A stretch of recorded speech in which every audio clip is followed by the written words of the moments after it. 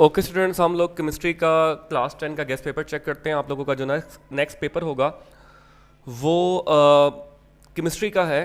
आज मैथ्स का था जिसमें आपको एक फार्मूला गिवन था ज्योमेट्रिक मीन का, बाकी आप लोगों ने खुद करना था। और पेपर बहुत आसान था। जो थ्योरम मार्क करवाए थे एक कॉम्प्रिहेंसिव वीडियो में और पूरी बुक मार्क करवाई थी, तमाम क्वेश्चन उसी में से आए हुए थे।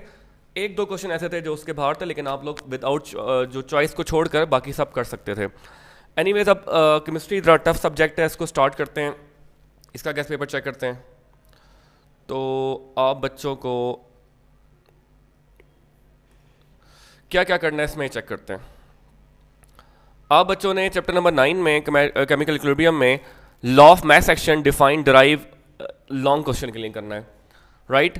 केसी की डेफिनेशन करनी है, एक्सप्रेशन करना है, यूनिट्स एंड इंपॉर्टेंस करनी है।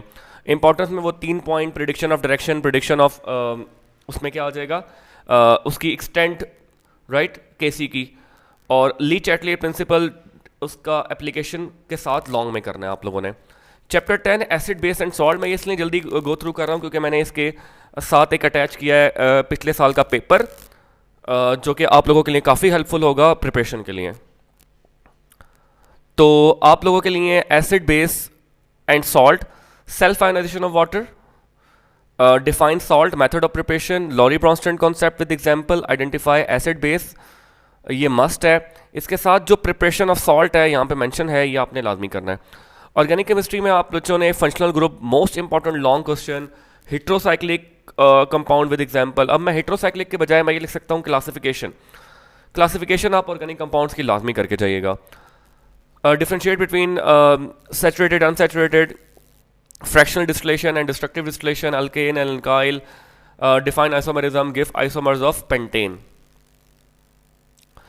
Chapter number 12 में hydrocarbons, conversion of vegetable oil to margarine, hydrogenation, bromine water test जो कि डबल बॉन्ड के लिए यूज़ होता है, बेयर्स टेस्ट KMnO4 के साथ, ये अल्काइल के साथ भी और अल्कीन के साथ, दोनों के साथ अपने KMnO4 का रिएक्शन तैयार करना है। तो KMnO4 का जो रिएक्शन है वो लाजमी प्रिपेयर करना है।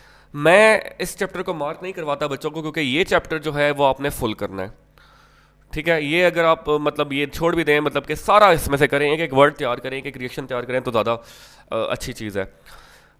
चैप्टर 13 में बायोकेमिस्ट्री में आपने differentiate between monosaccharide and polysaccharide, और जो कार्बोहाइड्रेट्स के दो स्ट्रक्चर हैं, फ्रक्टोज एंड ग्लूकोज, वो भी करने हैं। Peptide bond formation, amino acid as building block, oil and fats difference structure, components of nucleotides, sources of and uses of carbohydrates. Chapter 14 में से आपने function of stratosphere, ozone depletion, acid rain reactions के साथ अपने effect of SO on human health, natural sources of pollutants. अच्छा, और दूसरी चीज़ ये भी करनी है कि आप लोगों ने ग्लोबल वार्मिंग वाला जो टॉपिक है, ग्रीन हाउस इफेक्ट, वो भी करना है। इसमें मिसिंग है, आप लोग ऐड कर लें ग्रीन हाउस इफेक्ट, राइट। तो ozone depletion, acid rain and green house effect लाजमी करिएगा। हाइड्रोस्फीयर, एनवायरमेंटल केमिस्ट्री में आप लोगों ने क्या कहते हैं, distribution of water on earth percentage याद करनी है, रॉ वाटर ट्रीटमेंट याद करना है लॉन्ग के लिए, और सीवेज वाटर भी इंपॉर्टेंट है लेकिन रॉ ज़्यादा इंपॉर्टेंट है। वाटर कैसे हार्ड होता है, ion exchange design, methods of removing hardness, ठीक है। मेथड्स आपने तैयार करके जाने हैं जो हार्डनेस को रिमूव करने के लिए यूज़ होते हैं।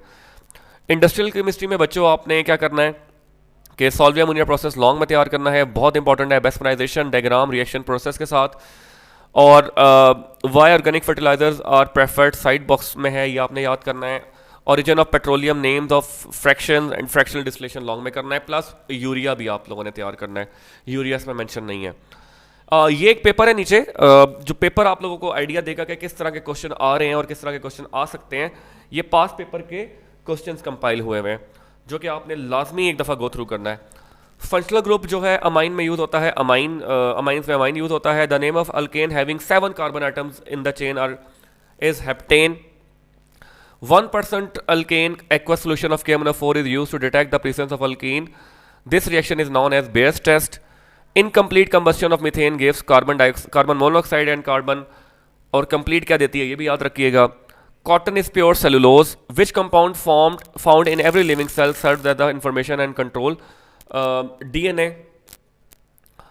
The troposphere extends up to 12 kilometers. The outermost layer of Earth is called thermosphere. chemical formula of gypsum is this: CaSO4.2H2O. The separation of minerals from gauge is called concentration. Which of the following method is used for concentration? Is flotation.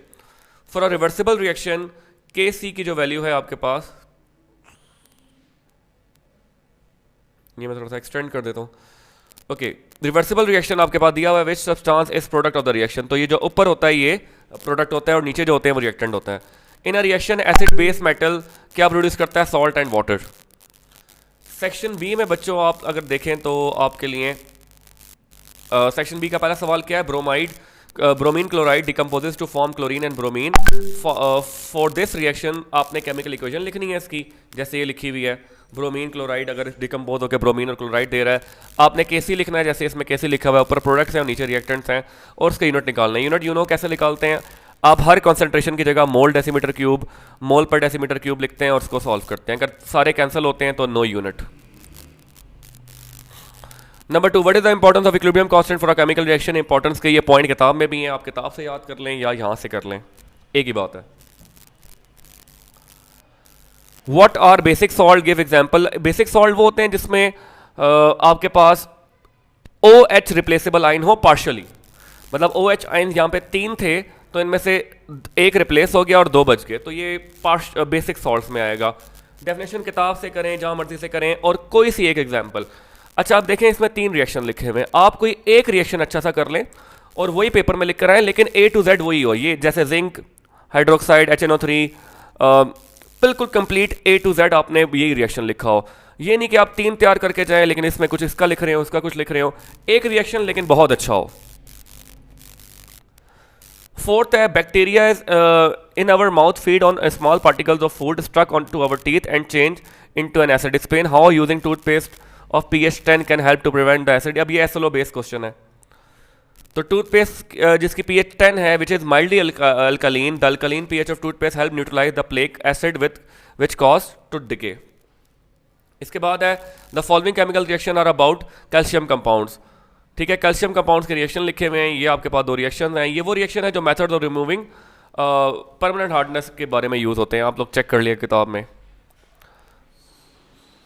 अच्छा, ये reaction दिए हुए आपने जिसको mention करना है, क्या क्या नाम है. Differentiate between soft and hard water, बड़ा इजी क्वेश्चन है. इसका डिफ्रेंशिएट का एक टेबल बना हुआ है, आप ये कर सकते हैं. यहाँ से करें, किताब से करें, किताब में टेबल नहीं है अलबत्ता.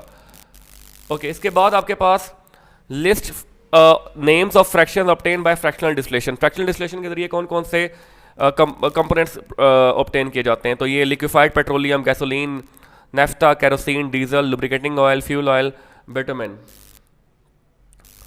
Define smelting, how it's carried out. Last chapter में स्मेल्टिंग की डेफिनेशन है, वहां से कर लें या यहाँ से कर लें आप, और ये एक्शन भी है. What is the importance of stratospheric zone ozone. ये आपको स्किन कैंसर से और डिजीज से सेव रखती है, जो कि अर्थ से डायरेक्टली यूवी रेज आ रही हैं. ओके जी, व्हाट आर प्लूटेंट्स. प्लूटेंट्स की आपने डेफिनेशन लिखनी है और बताना है सल्फर डाइऑक्साइड का ह्यूमन हेल्थ पे क्या क्या असर होता है. दोनों चीजें लिखी हुई हैं.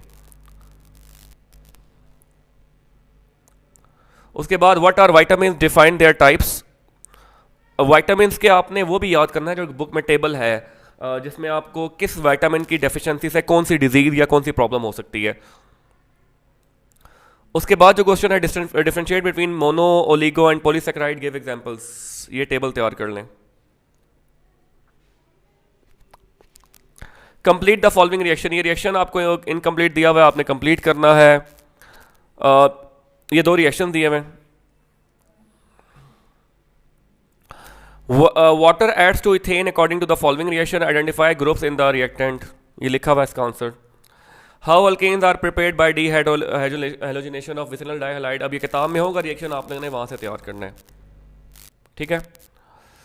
सेक्शन डी में आपके पास ये जो लॉन्ग है, ये 2014 में भी आया है, 16 में भी आया है. ये चैप्टर नंबर 1 की जो एक्सरसाइज है उसमें क्वेश्चन है कि आप इसका डिराइव करें. केसी, बहुत सारे बच्चे क्या करते हैं, केसी यूँ लिखाते हैं. केसी इज इक्वल्स टू, ऊपर आ जाएगा प्रोडक्ट O3 की पावर 2 और नीचे आ जाएगा रिएक्टेंट. ऐसा आपने नहीं करना. ये इसका फाइनल आंसर होगा, लेकिन आपने पूरा ड्राइव करके देना है उन्हें. जैसे लिखा हुआ यहाँ पे, rate of forward, rate of reverse, then उनको इक्विलिब्रियम के ऊपर बराबर रखा, देन ये आंसर निकाला. डायरेक्ट नहीं लिखना. अगर वर्ड डिराइव का आ जाए तो मीन्स आपने स्टेप कंप्लीट करने हैं। यूनिट निकालना है, यूनिट निकालने के लिए आपने उसको मोल डेसीमीटर पर डेसीमीटर क्यूब लिखा और यूनिट निकाल ली है। Methods of removing permanent hardness water वाले चैप्टर में आपने बहुत अच्छे से करना है बाय वॉशिंग सोडा ऐड करके और आयन एक्सचेंज रिजाइन के through. List the general characteristics of organic compound, very very important. Organic compound की जनरल कैरेक्टरिस्टिक्स लॉन्ग के लिए तैयार करिएगा, यहाँ पे शॉर्ट लिखी हुई है, आपने सारी तैयार करनी है।